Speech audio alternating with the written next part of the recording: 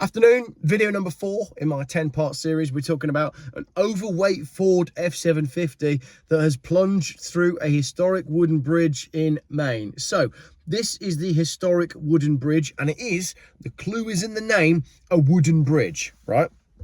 It looks like that. Beautiful thing, actually. Very elegant. They've been there for hundreds of years. Let's have a look. Once upon a time, Maine could claim that it had more than 120 covered bridges dotted across the landscape. Last week, the head count was just 8, and now there's 7.5.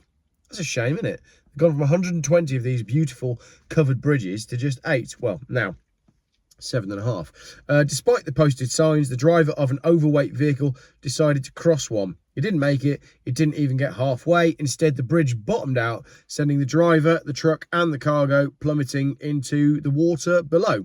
So basically, he fell into a river.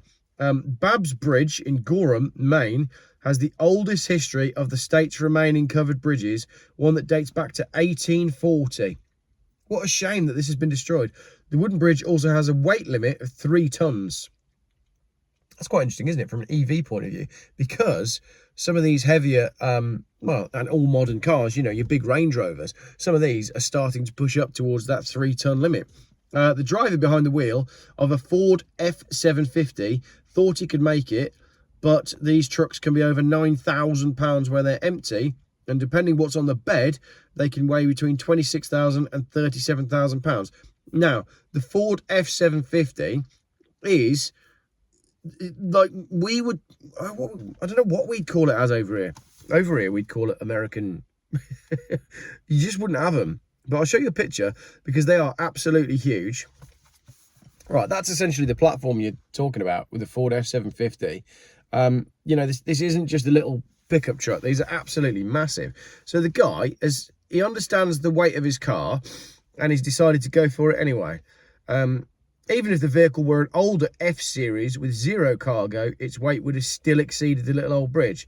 The ability to read doesn't necessarily mean you understand the words. At least that's our guess when the driver didn't change his route. Although there's no signs regarding weight limits placed on or near the bridge itself, there are roadway signs. They are large and unobstructed. The signs indicate the bridge's height at 10 foot and the width, single lane, and the support 3 tons maxed.